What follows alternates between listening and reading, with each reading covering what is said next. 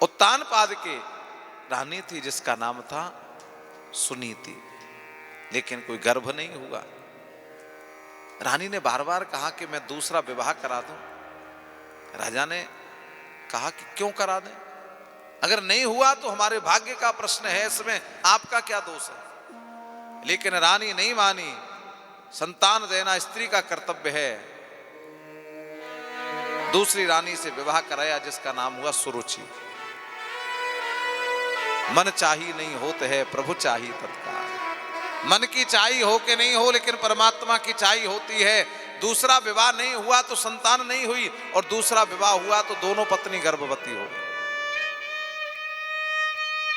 सुनीति ने एक पुत्र को जन्म दिया जिसका नाम हुआ ध्रुव। सुरुचि ने एक पुत्र को जन्म दिया जिसका नाम हुआ उत्तम। लेकिन दोनों रानियां अलग अलग महल में रहती थी। सुनीति के यहां संत आते थे। देखिए संतों का प्रभाव, नारद जी आते थे तो सुनीति के गर्भ में से बालक धर्म के पथ पर चलने वाला निकला। और सुरुचि के यहां संत महात्मा नहीं आते थे, सत्पुरुष नहीं आते थे, तो उत्तम के जीवन में कोई संस्कार प्राप्त नहीं हुआ। 5 वर्ष की अवस्था हुई ध्रुव जी महाराज की। एक दिन जा रहे थे, पिताजी का दर्शन करके आऊं। सिंहासन पर बैठे हुए राजा उत्तानपाद की गोद में दौड़ करके पहुंचे। पिता ने पुत्र को सहर्ष स्वीकार किया, गले से लगाया। लेकिन बगल में बैठी थी विमाता सुरुचि, हाथ पकड़कर नीचे फेंक दिया। निवेदन पूर्वक पूछा, मां ये मेरे पिता की गोद नहीं है। बोले ये तेरे पिता की गोद है, लेकिन सिंहासन पर बैठे हुए राजा की गोद में बैठने का तुझे अधिकार नहीं है। तो एक प्रश्न और कर दिया, मां फिर इस गोद में बैठने का अधिकार कैसे मिलेगा। और कहती है सुरुचि तपसाराध्य पुरुषम तस्यैवानुगृहेण मे गर्भे तुम साधयात्मानं यदिच्छसि नृपासन। आराध्य पुरुष परमात्मा की आराधना करो, भगवान प्रसन्न हो जाएं तो उनसे वरदान मांगना कि मेरे गर्भ से जन्म लो। जब मेरे गर्भ से जन्म लोगे तो इस पिता की गोद में सिंहासन पर बैठने के अधिकारी हो जाओ। सुखदेव जी कहते हैं पहली बात तो अच्छी कही, हर माता का कर्तव्य है अपनी संतान को भगवान को समर्पित कर दे। लेकिन दूसरी बात ठीक नहीं कही, जब भगवान मिल जाएंगे तो जन्म मृत्यु का चक्र ही समाप्त हो जाएगा। चल दिए। ध्रुव जी के मन में चुभ गई बात। क्यों? क्योंकि वाणी का घाव बाण के घाव से ज्यादा काम करता है। बाण का घाव सहन करने की सामर्थ्य थी, क्षत्रिय जन्म लिया था, लेकिन वाणी का घाव सहन नहीं कर सके। दौड़ कर गए, माता सुनीति को प्रणाम किया। मां ने कहा ध्रुव कहां जा रहे हो। बोले मां भगवान को ढूंढने जा रहा हूं। सुनीति ने भी नहीं रोका कि आज रोक लिया तो ये कभी परमात्मा को प्राप्त नहीं कर सकता।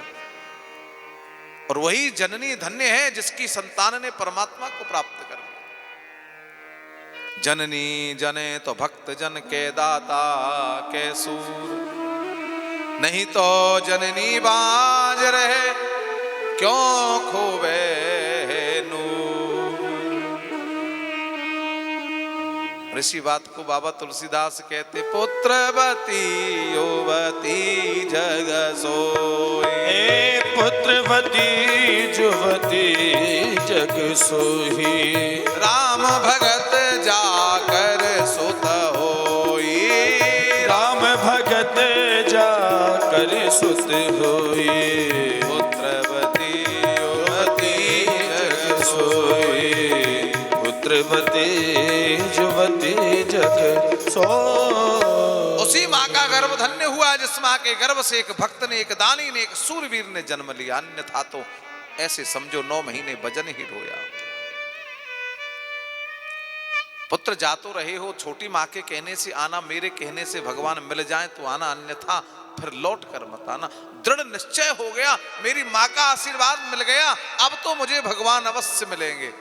ये शिक्षा है जीवन की। ध्रुव जी का पद परिपक्व कब हुआ? जब ध्रुव जी ने मान लिया, मां ने कह दिया है तो भगवान अवश्य मिलेंगे। जो माता पिता की वाणी पर विश्वास करता है भगवान उसके ऊपर कृपा करते हैं। अब कैसे मिलेंगे? ये नहीं पता, पर मिलेंगे। चल दिए ध्रुव जी।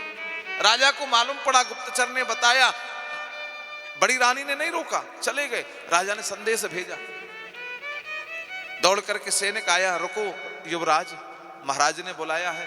बोले क्यों? बोले महाराज कह रहे गोदी में बिठाएंगे। ध्रुव जी ने विचार किया, वारे परमात्मा, तेरी ओर मैंने एक कदम चलाया, पिता की जो गोद प्राप्त नहीं हो रही थी वो गोद प्राप्त होने लगी। अब मुझे उस पिता की गोद नहीं देखनी, मुझे परम पिता की गोद देखनी है। वो होती कैसी है? नहीं जाऊंगा। राजा को आकर सैनिक ने बताया, दूसरा सेवक भेजा, घोड़े पर गया, दूर निकल गए ध्रुव जी महाराज।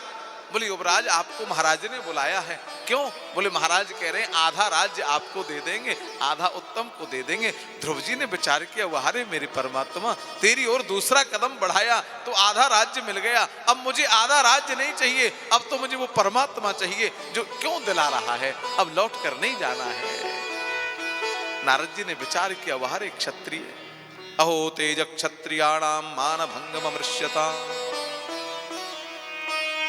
दौड़कर आ गए। बोले पुत्र कहां जा रहे हो? बोले भगवान को ढूंढने। बोले घर लौट जाओ। बालक की लड़ाई उतने समय होती है जब तक भूख नहीं लगती। बालक घर से जाएगा, अब नहीं आऊंगा, लौट कर गया और भूख लगी सो माँ के पास आकर कहने लगा, माँ भोजन दो ना, इसलिए जाओ ना।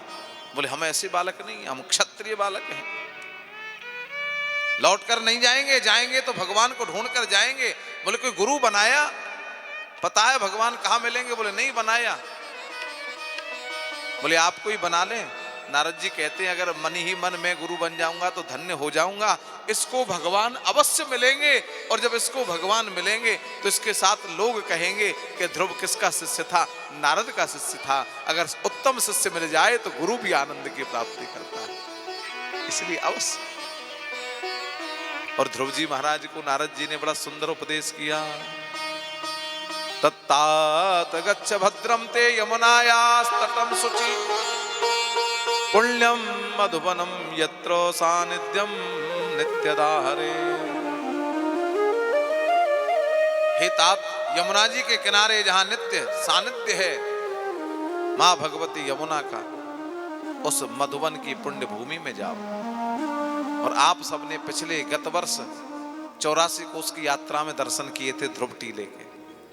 यमुना जी के किनारे उसी ध्रुव टीले पर बैठ करके ध्रुव जी पहुंचे, और जो नारद जी ने बताया, श्रीवत्सांकम घनश्यामम पुरुषम वनमालिनम शंख चक्र गदा पद्मैरविव्यक्त चतुर्भुजम। शंख चक्र गदा पद्मधारी भगवान के चतुर्भुज रूप का दर्शन करना। और नारद जी ने गुरु मंत्र दे दिया। और गुरु मंत्र कहां दिया जाता है? कान में दिया जाता है ना। देखिए जब मंत्र शब्द आ जाए उसका उच्चारण नहीं करना चाहिए, ये शास्त्र का नियम। मंत्र जहां लगा हो, जप, मंत्र का जप जितना मौन करोगे उतना फलदायी होगा, और जब पाठ आ जाए, पाठ बोलकर करोगे तो फलदायी होगा। पाठ का उच्चारण करना चाहिए और मंत्र के जप को मौन करना चाहिए।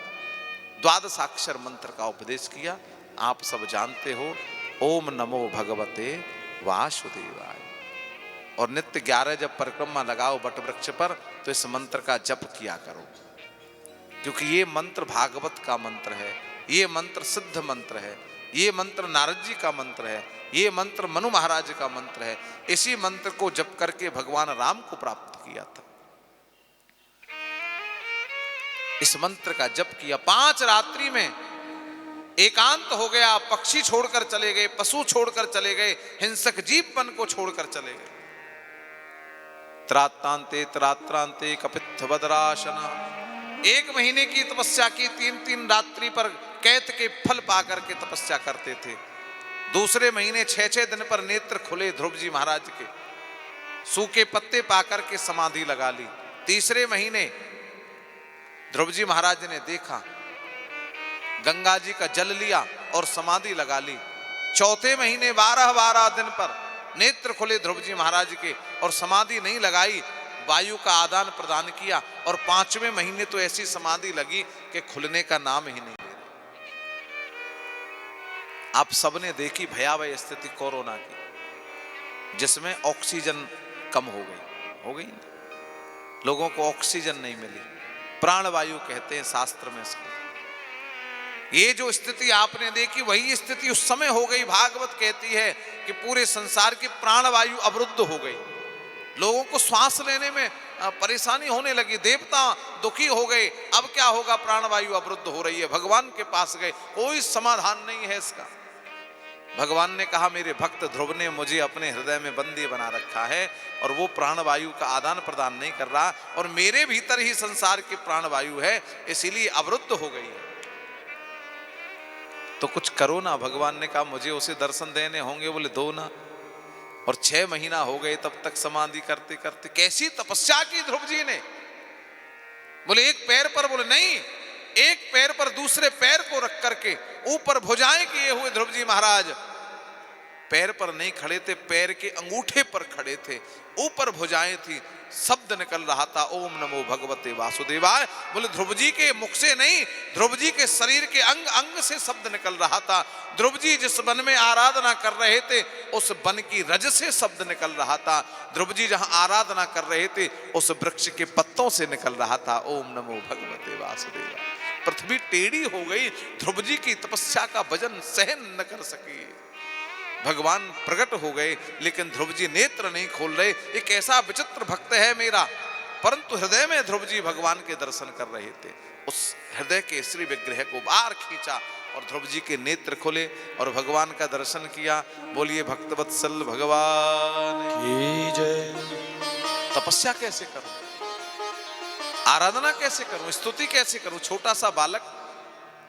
और भगवान ने अपना शंख ध्रुव जी के गाल से लगाया। पस्पर्श बालम कृपया कपोले, क्योंकि शंख में चारों वेदों का ज्ञान छुपा हुआ है। इसीलिए घर में शंख की ध्वनि होने से सकारात्मक ऊर्जा आती है, भगवत ऊर्जा आती है। और शंख की ध्वनि होने से नकारात्मक जितनी शक्तियां हैं, भूत प्रेत पिशाच डाकनी सांकनी बेतालनी जो भी कुछ आदि व्याधियां हैं, शंख की ध्वनि मात्र से घर छोड़कर भाग जाते हैं। ध्रुव जी ने बड़ी सुंदर स्तुति की। योन्ता प्रविश्य मम वाचमिमां प्रसुप्तां संजीवयत्यखिल शक्तिधर स्वधाम अन्यश्च हस्तचरण श्रणवत्वगादीन् प्राणान् नमो भगवते पुरुषाय तुभ्यम्। बोलिए भक्तवत्सल भगवान की जय। ध्रुव जी महाराज कहते हैं आपने अभी अभी मेरे हृदय में सोई हुई मेरी वाणी को जागृत कर दिया। प्रभु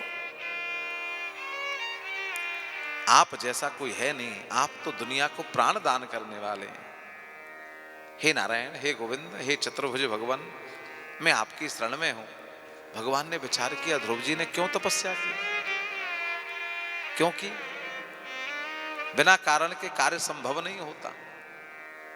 तुलसीदास जी का अपमान उनकी पत्नी ने किया तो राम प्राप्त हो गए, और ध्रुव जी को पिता की गोद में बैठने का अधिकार माता ने नहीं दिया तो ध्रुव जी को भगवान प्राप्त हो गए। और भगवान कहते हैं पिता की गोद प्राप्त नहीं हुई इसलिए मेरी आराधना की, अगर उस पिता की गोद प्राप्त नहीं हुई तो क्या हुआ, इस परम पिता की गोद प्राप्त होगी। और ध्रुव जी महाराज को मेरे गोविंद ने अपनी गोद में उठा लिया। बोलिए भक्तवत्सल।